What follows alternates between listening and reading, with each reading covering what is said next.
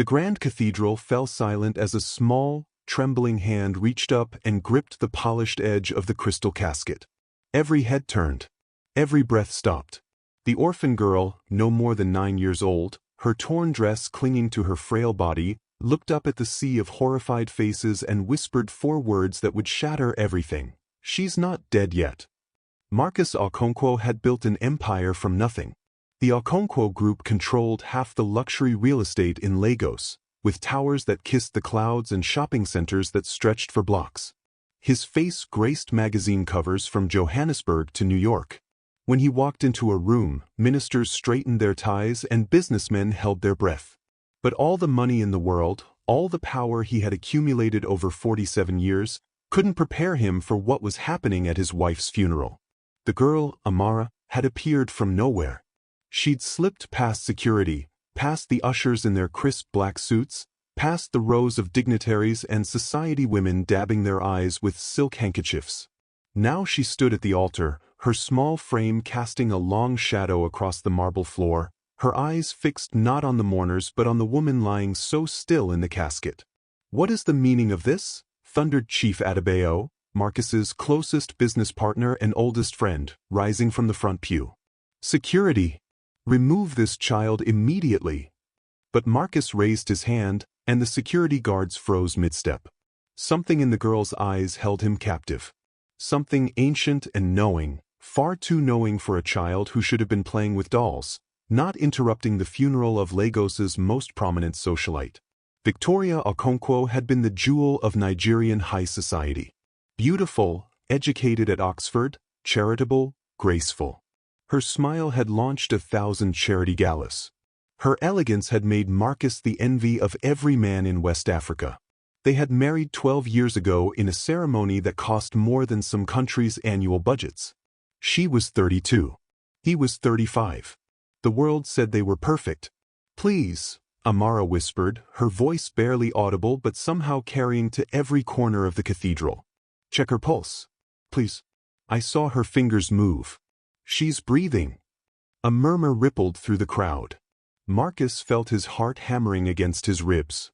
Victoria had been pronounced dead 2 days ago. Heart failure, the doctors said. Sudden, tragic, but not entirely unexpected for someone with her particular condition. The autopsy had been swift.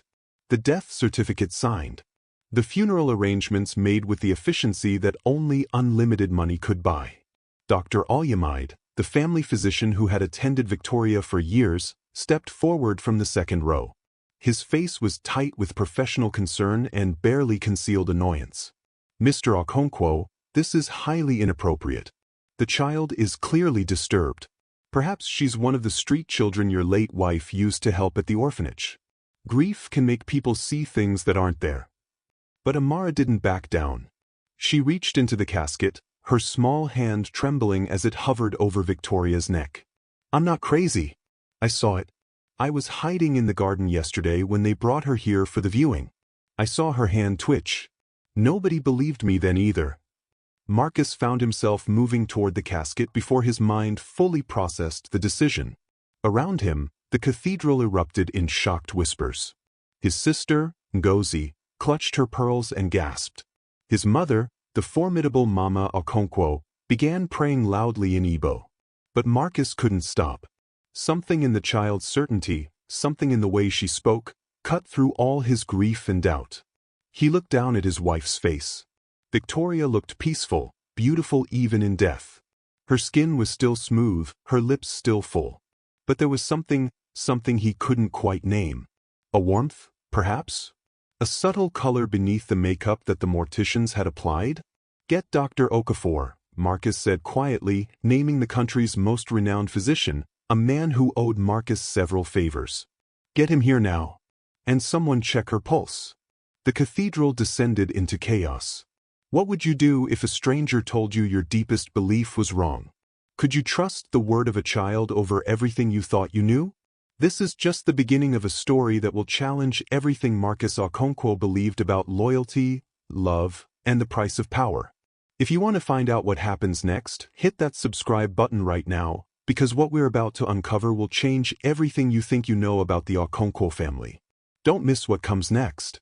Dr. Okafor arrived within 20 minutes, his helicopter landing on the cathedral grounds with a thunderous roar that matched the chaos inside.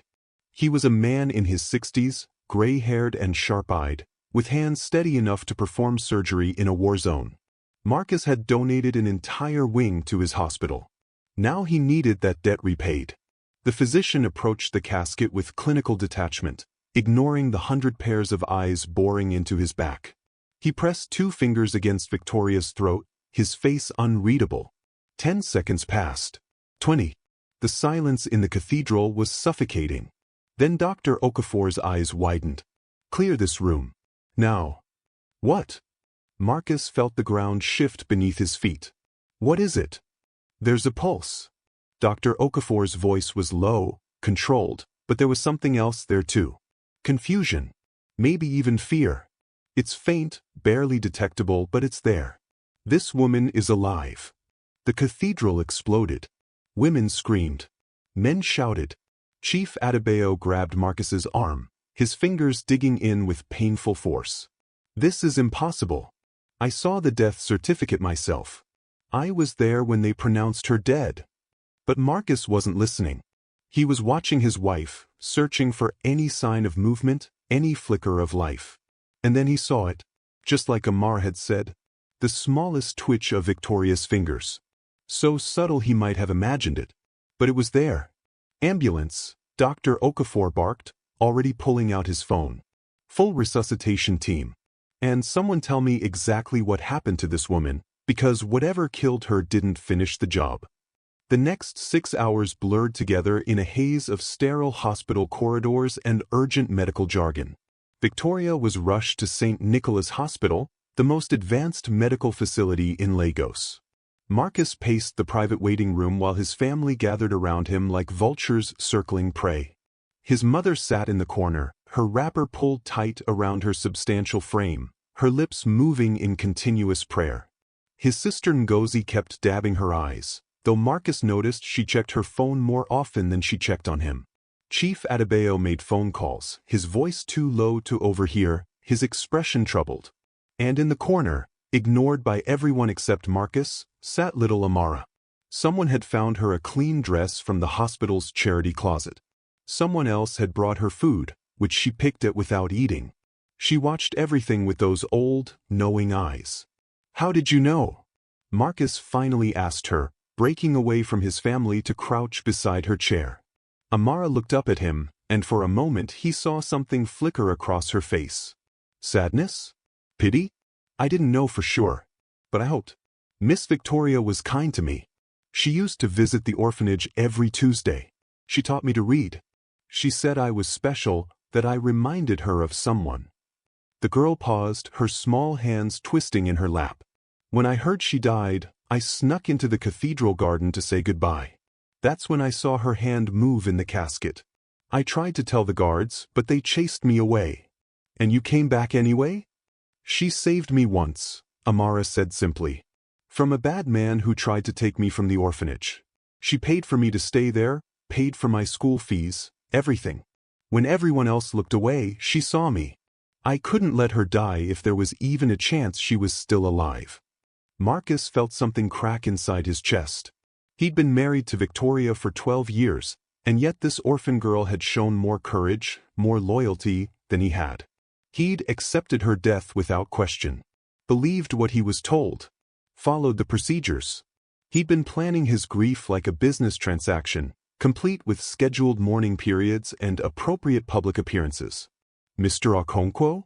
Dr. Okafor appeared in the doorway, his surgical mask pulled down around his neck. His expression was grim. We need to talk. Privately. Marcus stood, his joints creaking.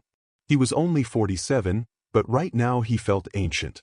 Is she going to live? That's complicated. Dr. Okafor gestured to a smaller consultation room. But first, I need to ask you something. Did your wife have any enemies? The question hit Marcus like a physical blow. Enemies? Victoria? She ran charity programs. She helped orphans and widows. She was beloved. Then we have a serious problem. Dr. Okafor closed the door and pulled out a tablet, swiping through medical charts. Your wife wasn't dying of natural causes. Her blood work shows traces of a rare plant toxin. It's called aconitum, derived from the wolfsbane flower. In small doses, it mimics death, slows the heart rate to almost nothing, induces a coma-like state. It's been used in traditional medicine for centuries, but it's also been used for something else. What? Dr. Okafor's eyes were hard. Ritual burial. In some traditions, people believed to be possessed or cursed were given this poison to make them appear dead. Then they would be buried alive, left to suffocate underground or wake up in their graves. It's rare today but not unheard of. Marcus's vision swam. Someone tried to bury my wife alive? Worse. Someone succeeded in making everyone believe she was dead, including medical professionals. The only reason she's alive now is because the dose was slightly miscalculated and because this child refused to accept what everyone else did. Dr. Okafor paused. Mr. Okonkwo, someone close to your wife did this. Someone with access to her food, her medications, her daily routine. Someone who knew exactly when to administer the poison to make it look like natural death. Marcus turned to stare through the window at his family in the waiting room. His mother, still praying. His sister, now openly crying into Chief Adebayo's shoulder. The chief himself, looking older than Marcus had ever seen him, his phone pressed to his ear. Someone close to Victoria had tried to kill her. Someone in that room, perhaps. Someone he trusted. Someone who sat at his table, smiled at his jokes, attended his parties. Someone who'd attended her funeral without a flicker of guilt. Can you wake her up? Marcus asked, his voice hollow. Can you ask her who did this? We're trying. But Marcus... Dr. Okafor hesitated. The toxin has caused neurological damage. Even if she wakes up, she may not remember. She may not be able to tell us anything at all. Through the window, Marcus watched Chief Adebayo end his call and immediately start another one. Watched Ngozi check her watch, her tears mysteriously dried. Watched his mother's lips moving, but noticed for the first time how her eyes kept darting to the door, as if waiting for something. Or someone. Trust, Marcus realized, was about to become a luxury he could no longer afford. 3 days passed before Victoria opened her eyes. 3 days during which Marcus barely slept, barely ate, and watched everyone around him with new suspicion. He'd moved his wife to a private wing of the hospital, hired armed guards, and instructed Dr. Okafor to tell no one, not even family, when she regained consciousness. Amara had become his unexpected shadow. The orphanage director, a stern woman named Sister Florence, had come to collect her, but Marcus had intervened. He'd arranged for Amara to stay in a guest suite at his estate, with private tutors and security. If this child had saved Victoria's life, he would ensure she was protected. Besides, she was the only person he knew he could trust. Why are you being so nice to me? Amara asked one evening as they sat in the hospital corridor, sharing roasted plantain from a street vendor Marcus had never noticed before Victoria's near-death. Because you did what I should have done, Marcus said quietly. You asked questions. You trusted your instincts. You didn't just accept what you were told. My mama used to say that rich people forget how to see, Amara said, her voice soft.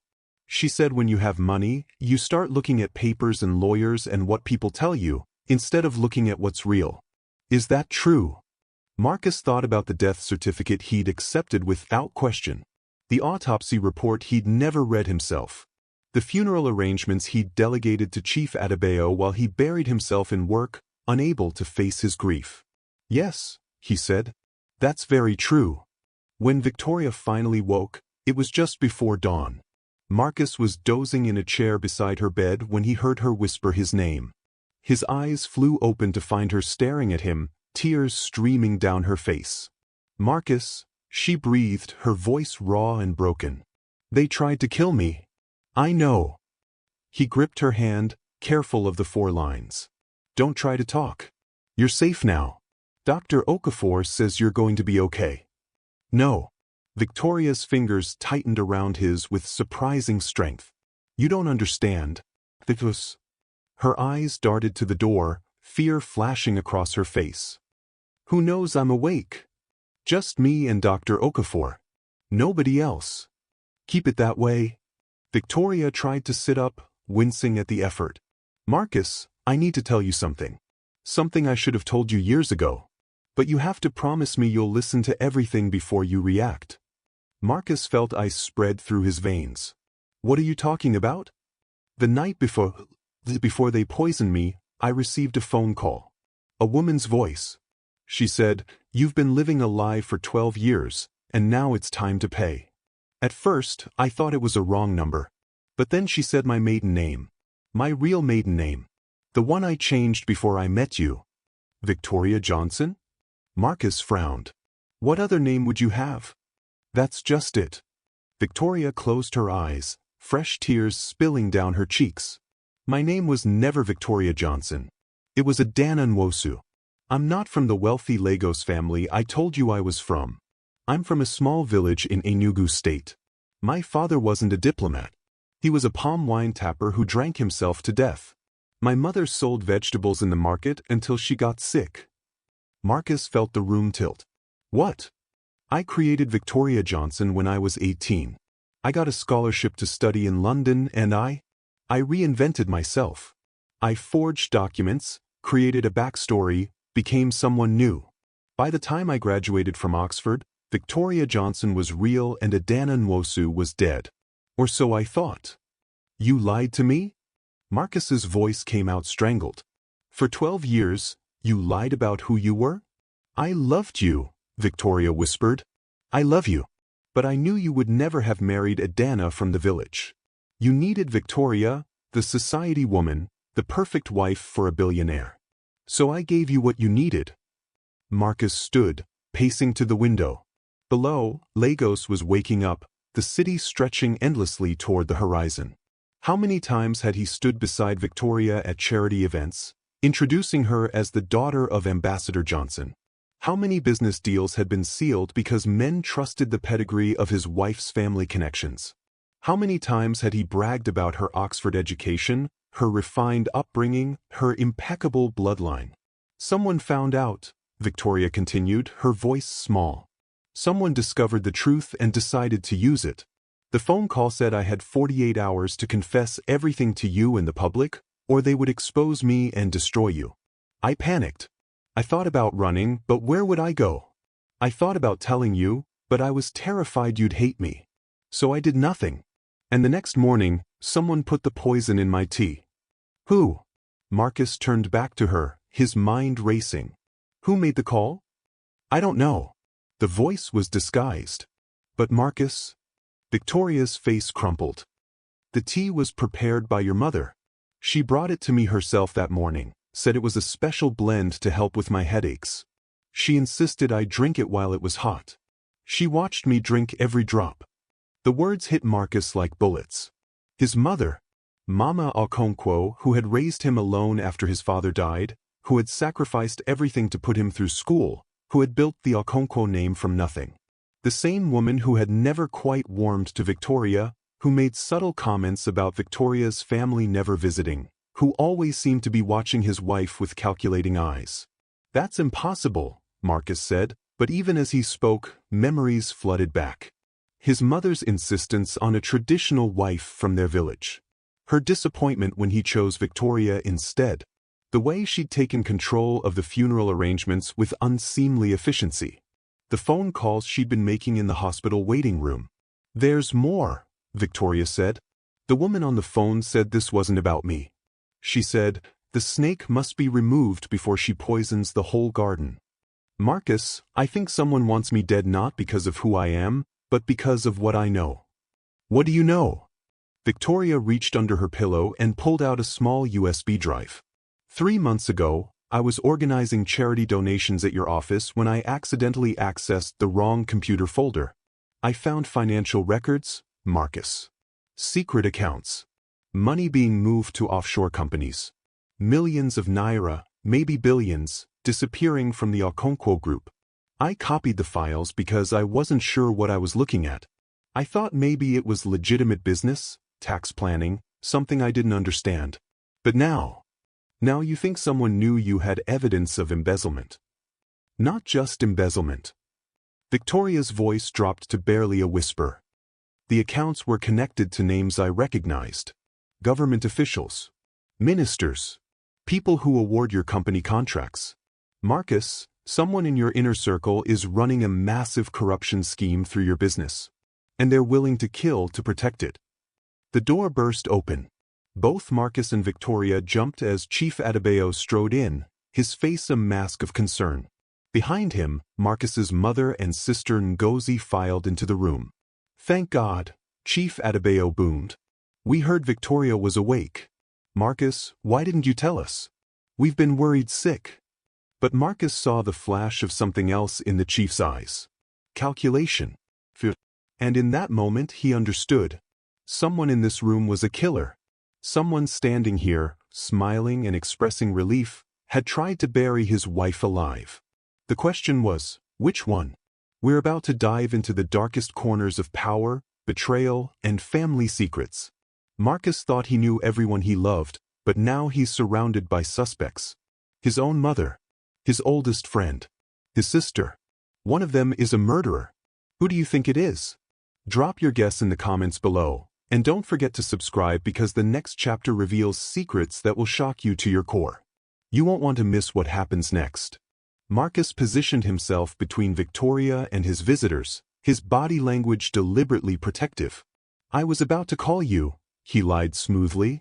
Dr. Okafor wanted to run a few more tests before allowing visitors. Tests? Mama Okonkwo pushed past Chief Adebayo, her traditional wrapper swishing as she moved. What kind of tests? My son, this is your mother speaking. Since when do we keep secrets from family? Since someone tried to murder my wife, Marcus said quietly. The room froze. Ngozi's hand flew to her mouth. Chief Adebayo's expression darkened. But it was Mama Okonkwo's reaction that Marcus watched most carefully. For just a fraction of a second, something flickered across her face. Not shock. Not horror. Something closer to resignation. Murder. Chief Adebayo found his voice first. Marcus, what are you talking about? The doctors said it was heart failure. The doctors were wrong. Marcus pulled out his phone and showed them a photo of Dr. Okafor's toxicology report. Victoria was poisoned with wolfsbane. Someone put it in her tea the morning she collapsed. Someone wanted everyone to think she died of natural causes.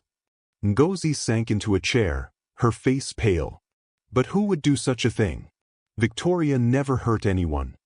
That's what we need to find out. Marcus kept his eyes on his mother. Mama, you brought Victoria tea that morning. You told me yourself. You said you wanted to check on her, to make sure she was taking care of herself. Mama Okonkwo's face hardened. Are you accusing your own mother, Marcus? The woman who gave birth to you? The woman who raised you alone after your father died? I'm asking a question. Then here's my answer. Yes, I brought her tea. The same blend I've been making for 30 years. The same tea your father drank every morning. If there was poison in that cup, I didn't put it there. Mama Okonkwo turned to Victoria, her eyes cold. But perhaps you should ask yourself who else had access to that tea. Who else might have wanted you gone? Victoria's voice was weak but steady. What are you suggesting? I'm suggesting that a woman with secrets makes many enemies.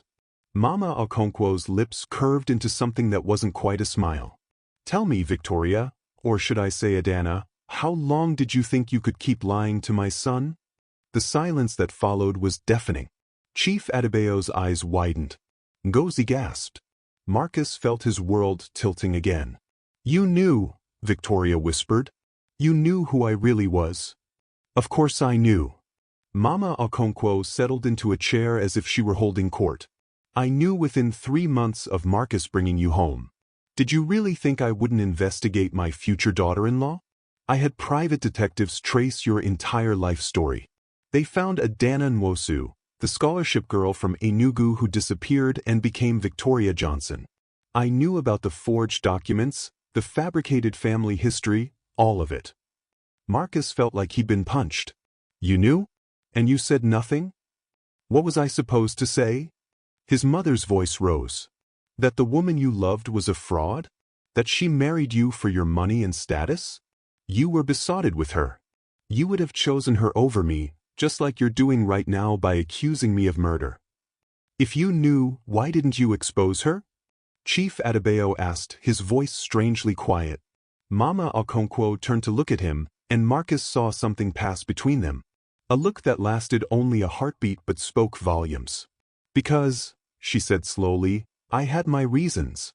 Private family reasons that don't concern you, Adebayo. Everything concerns me, the chief said, his jovial mask slipping. I've been Marcus's partner for 20 years. I've helped build the Okonkwo group into what it is today. I have a right to know if there are threats to the company. Threats? Victoria sat up straighter despite her weakness. You want to talk about threats to the company, Chief? Then let's talk about the offshore accounts. The ghost employees. The inflated contracts. The millions being siphoned from the Okonkwo group into private accounts. Chief Adebayo's face went blank. I don't know what you're talking about. Yes, you do. Victoria's voice gained strength. I found the files. Account numbers, transfer dates, shell companies. Most of them trace back to your personal holdings, Chief. You've been stealing from Marcus for years. The chief laughed, but it sounded forced. That's absurd. Marcus, you can't possibly believe this. I've been your friend since university. I was the best man at your wedding. I held your father's hand when he died. My father died 15 years ago, Marcus said slowly, pieces clicking together in his mind. You were there. You were the one who called the ambulance. You were the one who said it was a heart attack. It was a heart attack. Was it? Mama Okonkwo stood, her wrapper falling around her like royal robes. Or was it the same poison that nearly killed Victoria?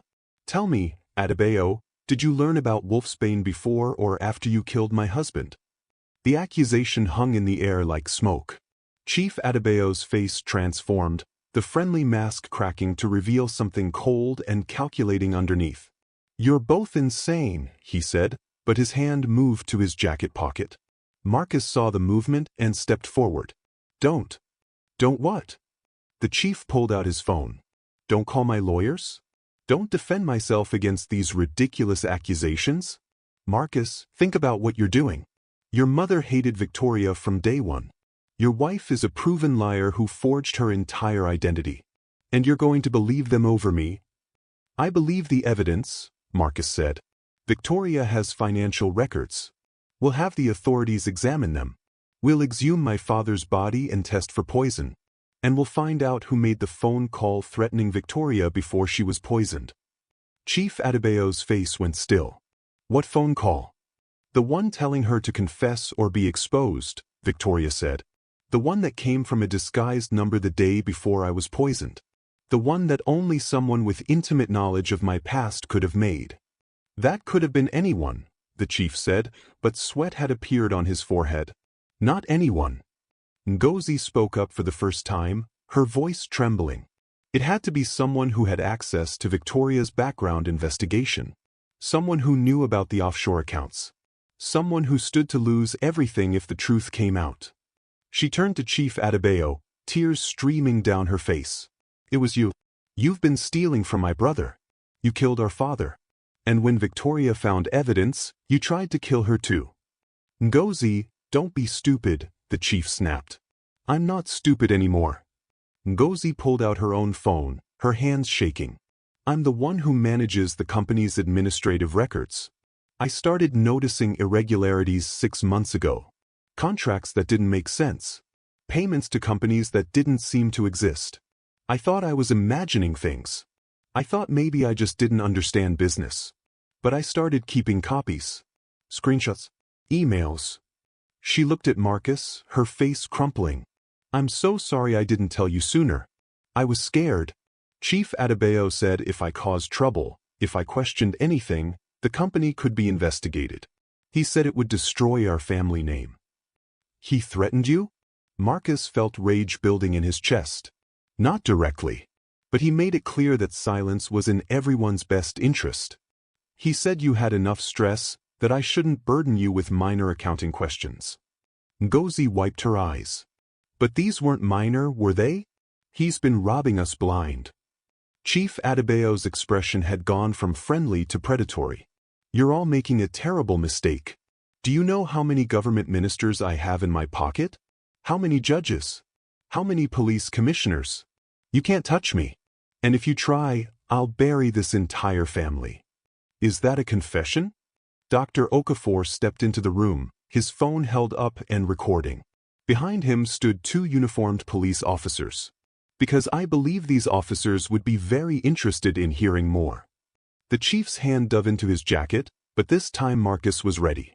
He lunged forward, grabbing the chief's wrist. They struggled briefly before the police intervened, pinning Chief Adebayo against the wall.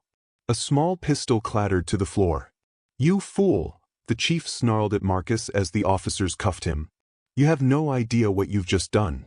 The people I work with, the networks I'm connected to, they won't let this go. You think your wife was the only target? You think your family is safe? Is that another threat? One of the officers asked. But Chief Adebayo just smiled, a terrible knowing smile. It's a promise. This isn't over, Marcus. Not by a long shot. You may have stopped me, but there are others. More powerful. More patient. And they don't like loose ends. As the police led Chief Adebayo away, Marcus sank into a chair beside Victoria's bed. His oldest friend was a murderer and a thief. His wife had lived a lie for 12 years. His father might have been murdered. His sister had been threatened into silence. And somewhere out there, according to the chief's final words, more danger lurked. Marcus, Victoria said softly, taking his hand. I'm so sorry. For everything. For lying to you. For not telling you what I found. For all of it. Marcus looked at her, this woman he thought he knew, and realized he was looking at a stranger. But she was a stranger who had nearly died. A stranger his family had failed to protect. A stranger who, despite everything, had tried to save his company from corruption.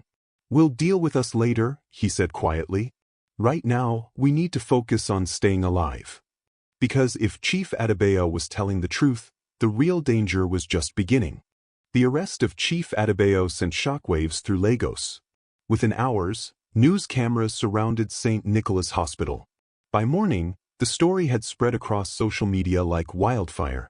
Nigeria's business elite watched in horror as one of their own was dragged into scandal. But Marcus knew the media circus was the least of his problems.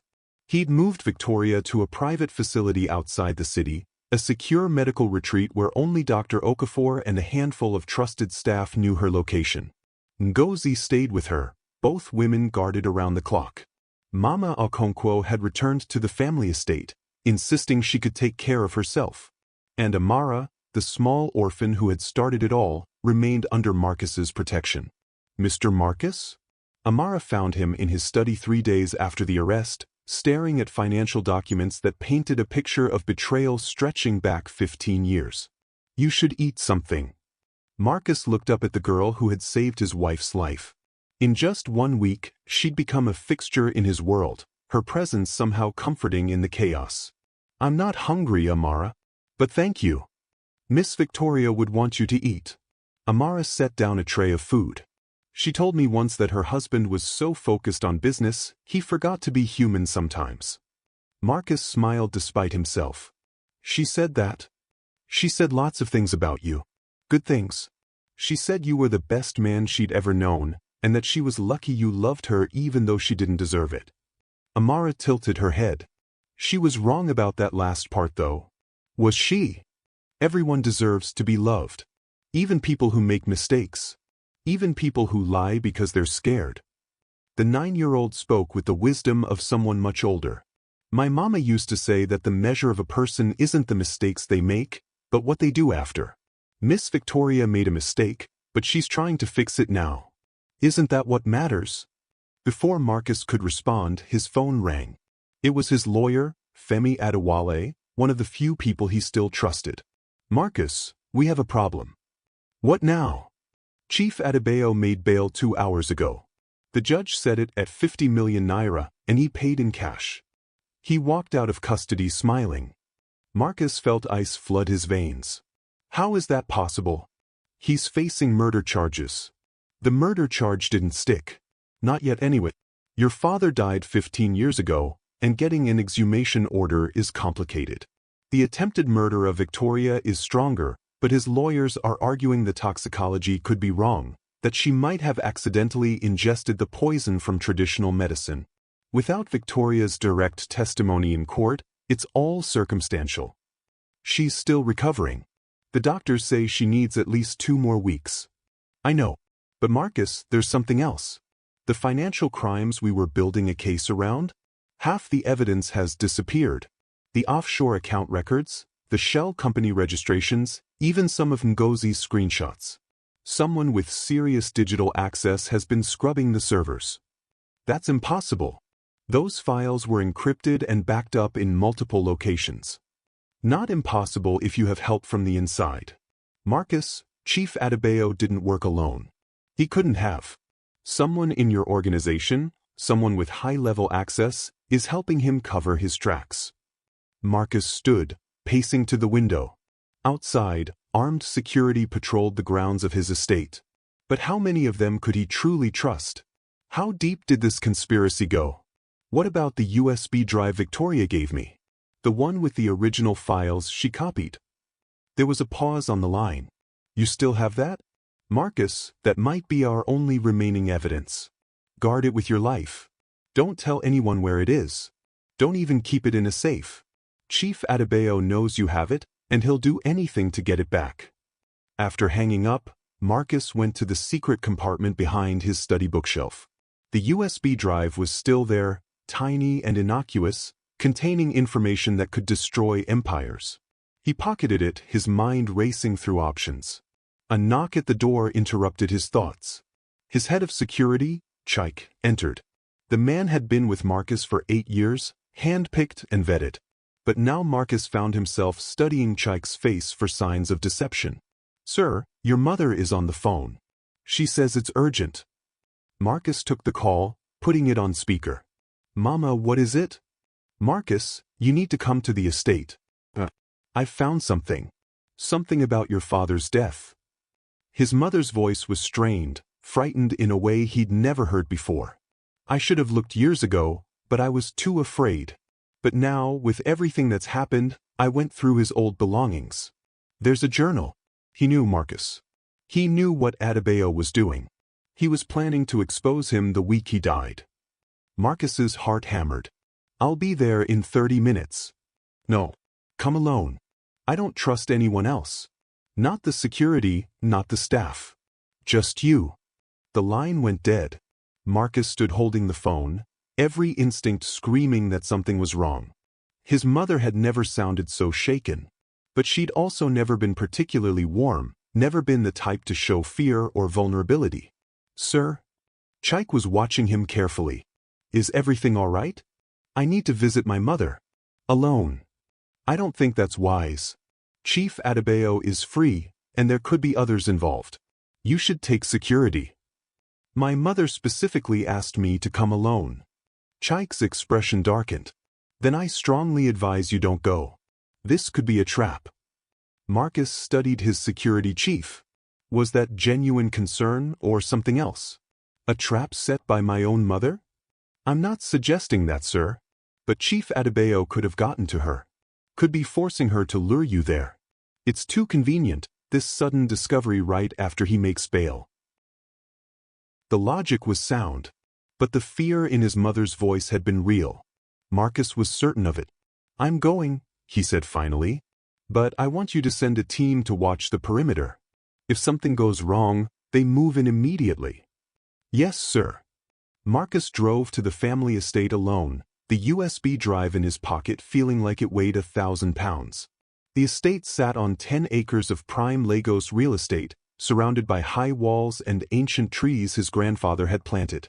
It had been in the Okonkwo family for 3 generations, a symbol of everything they'd built. The gate stood open. Marcus's first warning sign. His mother always kept the gate locked, always had at least 2 guards on duty. Now it gaped wide, inviting him in. He parked and approached the main house, his phone in one hand, ready to call for help. The front door was unlocked. Second warning sign. Mama? His voice echoed through the marble foyer. I'm here. In your father's study.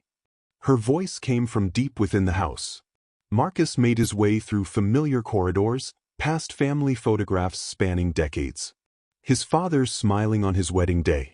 Marcus as a boy in his father's arms. The whole family at Christmas, back when life was simpler. His father's study remained exactly as it had been the day he died. Mama Okonkwo had turned it into a shrine, refusing to move a single book or paper. Marcus pushed open the door and found his mother sitting at the old desk, a leather journal in her hands. "Mama, what's going on? Why are the gates open? Where's security? I sent them away." Mama Okonkwo looked up, and Marcus saw tear tracks on her face. Real tears. His mother never cried. "I needed privacy for this conversation." "What conversation?" "The one where I tell you the truth." She held up the journal. "Your father's words. His final entries before he died. Do you want to know what they say?" Marcus stepped closer. "Yes. They say that Adebayo had been stealing for years. That he'd built an empire on our family's money. That he had powerful people protecting him, people in government who took their cut in exchange for contracts and favors." She opened the journal, her hands trembling. "But they also say something else. Something I never wanted you to know." "What?" "That I knew." The words fell like stones. "Your father confronted me 2 weeks before he died. He said he'd found evidence that I was aware of Adebayo's schemes. That I'd been receiving payments from some of the same shell companies. That I'd been complicit." Marcus felt the world tilt again. "No. I didn't steal, Marcus. I swear on your father's grave I never took a naira that wasn't mine. But I knew what Adebayo was doing and I didn't stop it. I convinced myself it was normal business practice, that everyone did it. I told myself that as long as the company kept growing, as long as you were taken care of, the details didn't matter." She closed the journal. "Your father said I'd become as corrupt as Adebayo. He said he was going to expose both of us unless I helped him gather evidence. We argued. Terrible, horrible things were said. And then he died. And then he died." Mama Okonkwo's voice broke. "I've lived with the guilt ever since. I've wondered if my refusal to help, my anger at being confronted, somehow contributed to what happened. If I'd supported him instead of defending Adebayo, would he still be alive?"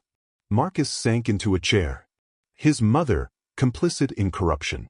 His father, dead because he tried to do the right thing. The family legacy built on lies and stolen money. "Why are you telling me this now?" "Because Adebayo sent me a message this morning." She pulled out her phone and showed him a text. "The boy needs to learn what happens to those who betray the family. Your husband learned. Victoria learned. Now it's his turn unless you do what's right." "What's right?" Marcus whispered. "He wants the USB drive. He wants all remaining evidence destroyed. And he wants you to publicly recant your accusations, to say it was all a misunderstanding caused by grief and stress." Mama Okonkwo met his eyes. "If you don't, he says more people will die. Starting with little Amara." The threat against the orphan girl ignited something primal in Marcus. "He's bluffing." "Is he? He killed your father. He nearly killed Victoria. Do you really think he'll hesitate to hurt a child no one will miss?" "I'll miss her," Marcus said fiercely. "And I'll protect her." "How? By hiding her forever? By living in fear?" "Marcus, Adebayo has connections you can't imagine. Police chiefs, judges, politicians, even international contacts. If he wants that child dead, he'll find a way." "So what are you suggesting? That I give up? That I let him win?"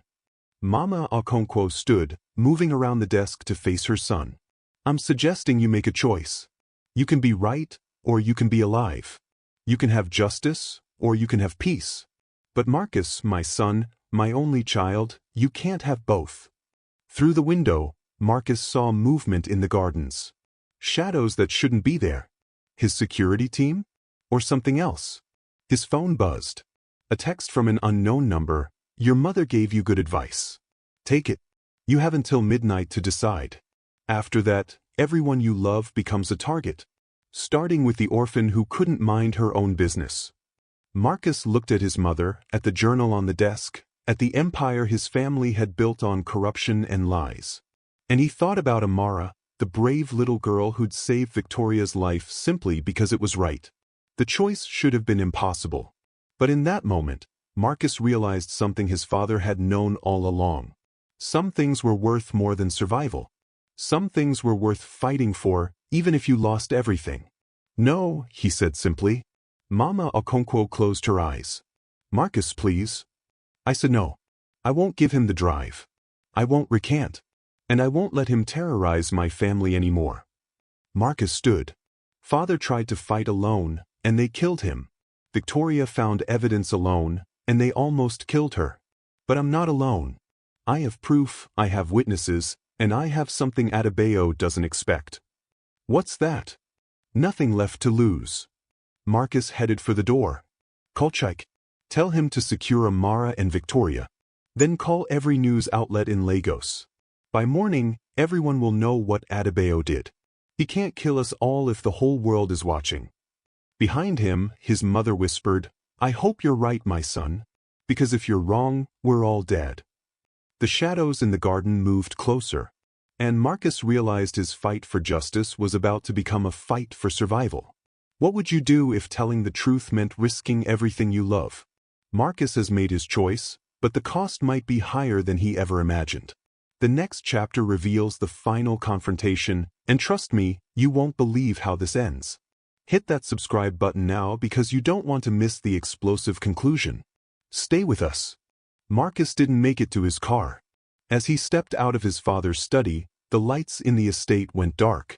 Every bulb, every security light, even the glow from his phone screen, all extinguished simultaneously. The darkness was absolute, suffocating. Mama? Marcus called out, but there was no response. He heard footsteps. Multiple sets, moving with military precision through the house. Professional. These weren't common thugs. Chief Adebayo had sent specialists. Marcus pressed himself against the wall, his mind racing. The USB drive in his pocket felt like a beacon, drawing danger to him.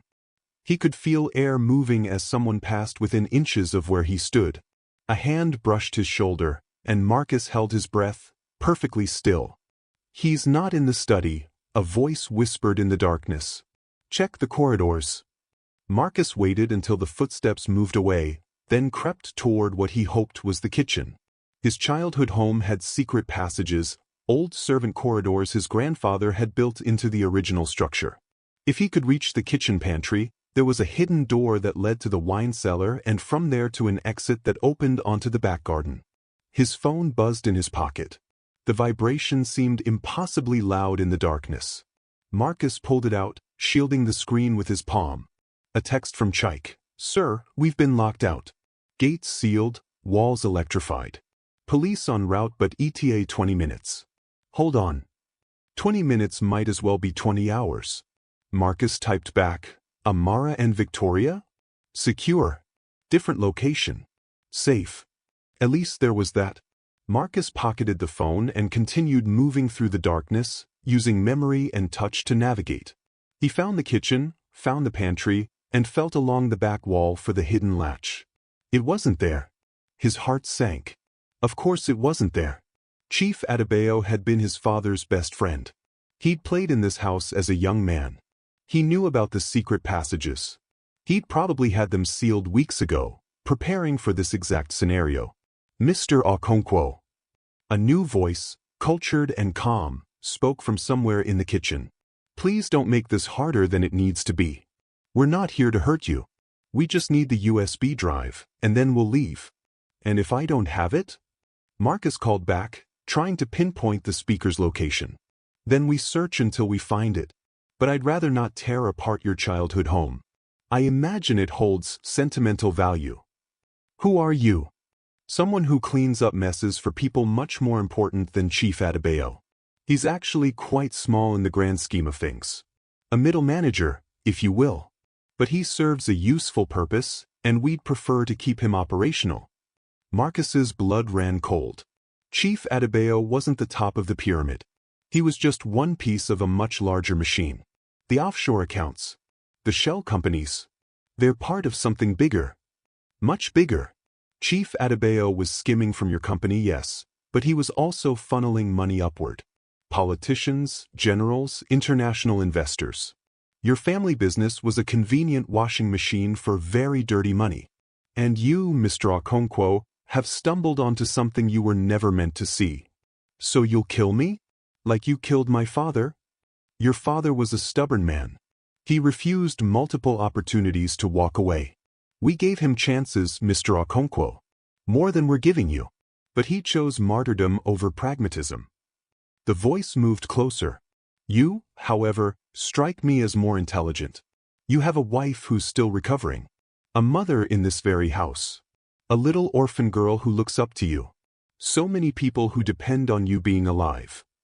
The lights suddenly blazed back to life, blinding Marcus. He threw up his arm, squinting against the glare. When his vision cleared, he saw 3 men in the kitchen. They wore no masks, which terrified him more than anything else. They didn't care if he saw their faces because they were confident he'd never get the chance to identify them. The speaker was a thin man in an expensive suit, gray at the temples, with the bearing of a retired military officer. The other 2 were younger, muscular, clearly enforcers. All 3 were armed. The drive, Mr. Okonkwo. Marcus's hand moved to his pocket, but he hesitated. If he gave them the drive, he lost his only leverage. But if he didn't, what would they do? The decision was made for him. One of the enforcers grabbed his arm, spinning him around and pinning him against the kitchen counter. Rough hands patted him down, found the USB drive, and pulled it free. Got it, the enforcer said, handing it to the thin man. The thin man examined the drive, then slipped it into his own pocket. Thank you for your cooperation, Mr. Okonkwo. Now we need to discuss what happens next. You're going to kill me anyway, Marcus said, his voice surprisingly steady. Actually, no. You're more useful alive. You see, Chief Adebayo is going to have a terrible accident. A car crash, we think. Tragic loss of a prominent businessman. And you, grief-stricken over your friend's death and your wife's illness, are going to withdraw all accusations. You'll make a public statement about stress and confusion. You'll apologize for the damage to Chief Adebayo's reputation. And if I refuse? Then we'll be forced to demonstrate that we're serious. The thin man pulled out his phone and showed Marcus a live video feed. It showed Amara's orphanage, children playing in the courtyard, completely unaware of the danger. 43 children. All it would take is one match, Mr. Okonkwo. One accident with the kitchen stove. These old buildings burn so quickly. Pure rage flooded through Marcus. You'd murder children? We'd eliminate obstacles. There's a difference. The thin man's expression never changed. You have a choice. Protect your pride, or protect those children. Your father chose pride. We see how that worked out for him. What will you choose? Before Marcus could answer, glass shattered somewhere in the house. Shouts erupted. Gunfire cracked through the air, sharp and terrifying. The 3 men spun toward the sound, weapons drawn. What the hell? One of the enforcers barked into a radio. Status report.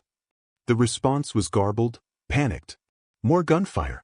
The lights went out again, but this time Marcus was ready. He dropped to the floor and rolled under the kitchen table as bullets tore through the air above him. Someone was attacking the attackers. But who?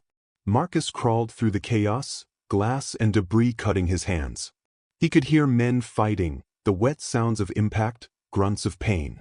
A body fell near him, one of the enforcers, his eyes staring at nothing. Marcus. His mother's voice, urgent and close. This way. He followed the sound and found her crouched behind the industrial refrigerator, somehow unharmed. She grabbed his wrist and pulled him through a door he'd forgotten existed, into the old servants' corridor. They ran through darkness, Mama Okonkwo leading with the confidence of someone who knew every inch of this house. Who's attacking them? Marcus gasped as they ran. Help. Real help. They burst into the wine cellar, and Mama Okonkwo pulled aside a rack of bottles to reveal a door. I made some calls while you were in the study. People your father trusted, people who owed him favors. They're buying us time. They emerged into the back garden. The night air was cool and carried the scent of gunfire. Marcus could see shadows moving across the estate grounds, engaged in pitched combat. A figure materialized from the darkness. For a terrifying moment, Marcus thought it was one of the thin man's enforcers. Then he recognized the face. "Mar, what are you doing here?" Marcus grabbed the girl, checking her for injuries. "You're supposed to be safe." "I brought help," Amara said simply. She gestured to the shadows, and Marcus saw them properly for the first time. Not soldiers. Not police. Street kids. Orphans. Dozens of them, armed with sticks and rocks and the kind of righteous fury that came from having nothing to lose. "Miss Victoria helped all of us," Amara explained. "When I told them what was happening, they wanted to fight. These rich men think poor children are invisible. They're wrong." Marcus stared at this small army of orphans who had come to his rescue. Kids no older than 12, standing against trained killers because a kind woman had shown them compassion. It was the most beautiful and terrible thing he'd ever seen. "Get them out of here," he told Amara urgently. "These men are too dangerous." "We're not leaving without you," a boy's voice called from the darkness. "Miss Victoria saved my life. Now we save hers." More sirens wailed in the distance. The police, finally arriving. But Marcus knew it wouldn't be enough. The thin man had connections everywhere. He'd walk away from this, and the cycle would continue. Unless Marcus did something irreversible. He pulled out his phone, opened his social media app, and started a live video. His hands shook as he held the camera up, showing his bruised face, the burning estate behind him, the chaos unfolding. "My name is Marcus Okonkwo," he said, his voice carrying across the digital world to thousands, then tens of thousands, then hundreds of thousands of viewers. "And I'm about to tell you how my father was murdered, how my wife was poisoned, and how the wealthy elite of this country have been stealing from you for decades. I have proof. I have names. And I'm not going to stop talking until everyone knows the truth." Behind him, the thin man emerged from the house, his suit torn, blood on his face. He saw the phone, saw the live counter climbing toward 1 million viewers, and his expression finally changed. He looked afraid. "You can kill me," Marcus continued, the camera still rolling. "But you can't kill the truth. Not anymore. Not when 1 million people are watching." The thin man raised his gun. Marcus didn't flinch. And somewhere in the crowd of orphans, Amara started to cry, not from fear, but from hope. Because for the first time in their young lives, someone with power was fighting for them instead of against them. The gunshot, when it came, echoed across the estate and into the phones of 1 million witnesses. The bullet never reached Marcus. Mama Okonkwo stepped in front of her son at the last second, her body jerking as the round struck her shoulder. She stumbled but didn't fall, her face twisted not in pain but in fierce determination. "Not my son," she gasped, blood spreading across her wrapper. "You will not take my son." The thin man's expression shifted from cold calculation to genuine shock. He hadn't expected a mother's sacrifice. In that moment of hesitation, Chaik and his security team finally breached the estate walls, flooding the garden with armed personnel. The police arrived seconds later, their sirens splitting the night. The thin man dropped his weapon and raised his hands, but his eyes remained locked on Marcus. Even in defeat, there was a promise there. This wasn't over. Marcus caught his mother as she collapsed, cradling her while shouting for medical help. The live video was still streaming, capturing everything. Over 2 million viewers now, watching in real time as the Okonkwo family's darkest secrets spilled into the light. "Mama, why?" Marcus pressed his hand against her wound, trying to stop the bleeding. "Because you're doing what your father couldn't," she whispered. "You're finishing his fight. I couldn't let them stop you. Not again." Her eyes, usually so hard and calculating, softened with tears. "I'm sorry, Marcus. For everything. For not protecting your father. For not being the mother you deserved. For choosing money over truth. But not anymore. No more." Dr. Okafor materialized from the chaos, his medical bag already open. He worked quickly, expertly, stabilizing Mama Okonkwo while the police secured the scene.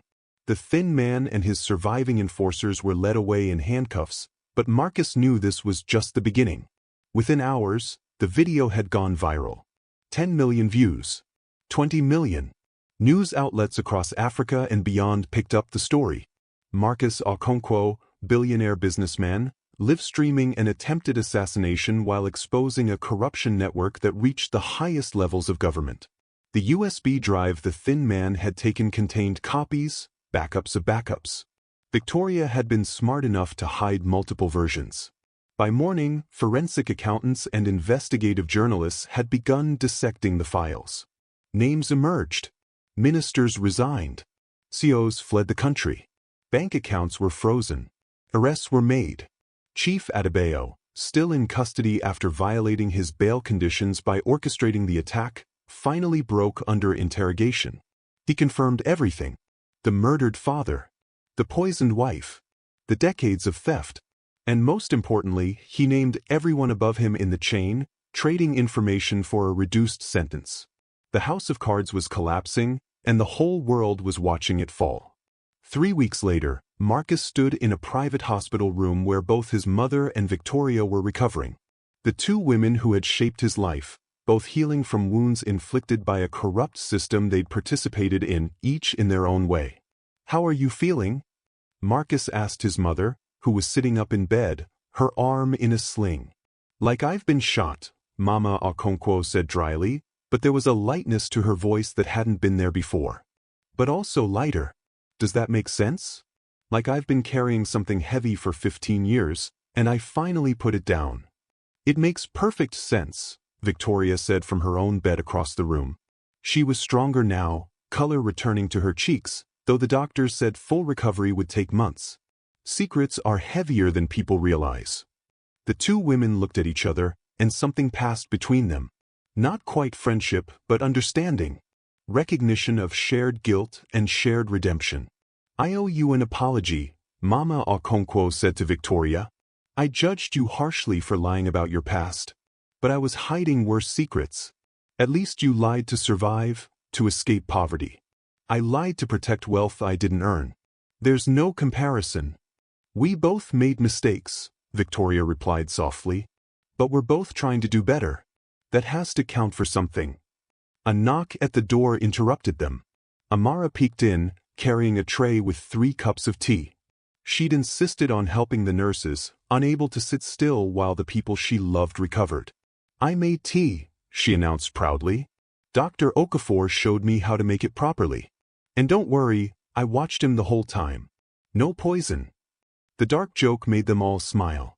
Amara had developed a gallows humor that worried Marcus, but the hospital psychiatrist assured him it was normal for a child who'd witnessed what she had. She would heal, given time and support. "Thank you, Amara," Marcus said, taking a cup. "You've taken such good care of all of us." "You're my family now," Amara said matter-of-factly. "Family takes care of each other. That's what Miss Victoria taught me." Marcus felt his throat tighten. In the weeks since the attack, he'd been making arrangements. Formal adoption papers. Trust funds. Educational accounts. Amara would never want for anything again. But more than that, she would be loved. She would be protected. She would be given the childhood she deserved. "There's something I need to tell you all," Marcus said, setting down his tea. "The investigation is expanding. They've frozen most of the Okonkwo Group's assets while they sort out what was legitimate and what was stolen. The company might not survive. Then we rebuild," Mama Okonkwo said firmly. "This time the right way. Clean money. Honest business. Even if we end up with a fraction of what we had, at least we can sleep at night." "I've been thinking about that," Victoria added. "When I'm better, I want to start a foundation. For orphans and street children. Real support, not just charity dinners and photo opportunities. Education, housing, protection. Everything Amara and children like her need." "I can help," Amara chimed in. "I know what kids need because I was one of them. Still am really." "And you always will be," Marcus said, pulling the girl into a gentle hug. "But now you're also in Okonkwo, the newest member of our complicated, messy, trying to be better family." Over the following months, the transformation continued. The Okonkwo Group was restructured, its corrupt elements excised like cancer. Marcus stepped down as CEO, appointing an independent board with full transparency requirements. He kept a smaller stake, Enough to support his family but not enough to wield the kind of power that had corrupted his father's generation. The trial of Chief Adebayo and his co-conspirators became the most watched legal proceeding in Nigerian history. The thin man, whose real name turned out to be Colonel Ezekiel Namdi, a former military intelligence officer, received a life sentence. Chief Adebayo got 25 years. Dozens of others were convicted, their wealth stripped and redistributed. Marcus's father's body was exhumed and tested. The results confirmed wolfsbane poisoning. His death was officially ruled a homicide. A memorial was erected in his honor, celebrating him as a whistleblower who died trying to expose corruption. Victoria never returned to high society. She preferred working directly with the children at her new foundation, which she named Amara's House, in honor of the girl who had saved her life. She and Marcus rebuilt their marriage slowly, carefully, with complete honesty. Some days were harder than others. Some wounds took longer to heal. But they were healing. Mama Okonkwo surprised everyone by becoming the foundation's most effective fundraiser. The society women who once fawned over her wealth now respected her transformation. She told her story openly, holding nothing back, and her honesty inspired others to examine their own complicity in corrupt systems. 1 year after the night that changed everything, Marcus stood in the courtyard of Amara's house, watching children play. Real children, not photo opportunities. Loud, messy, joyful children who were being given a real chance at life. Amara ran up to him, her school uniform crisp and clean, her smile bright enough to light the world. "Mr. Marcus, I got an A on my mathematics test. Miss Victoria said if I keep working hard, I could go to university someday." "Of course you will," Marcus said, ruffling her hair. "You're brilliant, Amara. You always have been. Do you think Miss Victoria would have died if I hadn't spoken up?" The question came out of nowhere, tinged with a worry that still haunted the young girl. Marcus knelt to look her in the eye. "I think you saved more than just Victoria that day. You saved me. You saved my mother. You saved all these children by showing us what courage really looks like. You changed everything, Amara. Never doubt that. But what if more bad people come? What if they try to hurt us again?" It was a fair question. The thin man had been right about one thing. The network was bigger than any one person. Corruption didn't die just because you arrested a few players. There would always be others waiting for their chance. "Then we fight again," Marcus said simply. "And we keep fighting until fighting isn't necessary anymore. That's what your Miss Victoria taught me. That's what you taught me. Some things are worth fighting for, no matter the cost." Amara nodded, satisfied with this answer. She hugged Marcus quickly, then ran back to join her friends in their games. Marcus watched her go, this small hero who had refused to accept the world's cruelty, who had stopped a funeral to save a life, who had rallied an army of orphans to stand against trained killers, who had shown a billionaire that real wealth wasn't measured in money but in the courage to do what was right. The fight wasn't over. It would never be truly over. Somewhere in Lagos, in Nigeria, in the world, corruption still festered. Powerful people still preyed on the weak. Systems still needed changing. But now, Marcus had something he'd never had before. He had clarity. He had purpose. He had a family built not on blood and money, but on sacrifice and truth. And he had hope, embodied in a 9-year-old girl who had taught him that the smallest voices could change the world if they refused to be silent. The sun set over Lagos, painting the sky in shades of gold and crimson. Tomorrow would bring new challenges. But tonight, in this courtyard full of laughing children, Marcus Okonkwo allowed himself to believe that redemption was possible. That change was real. That the future could be better than the past. Because a poor orphan had stopped a funeral to save a woman everyone believed was dead. And in doing so, she'd saved them all. Sometimes the greatest power isn't found in wealth or status. Sometimes it's found in the courage of one small voice that refuses to accept lies as truth. Marcus learned that lesson the hard way, but it changed his entire world. What would you do if you discovered everything you believed was built on deception? How far would you go to make things right? Think about it and remember, the truth might cost you everything, but silence will cost you even more. Thank you for staying with us through this journey. If this story moved you, if it made you think, hit that subscribe button and share it with someone who needs to hear this message. Because stories like this remind us that heroes come in all sizes, and sometimes the smallest among us carry the biggest truth. Until next time, stay brave, stay honest, and never stop fighting for what's right.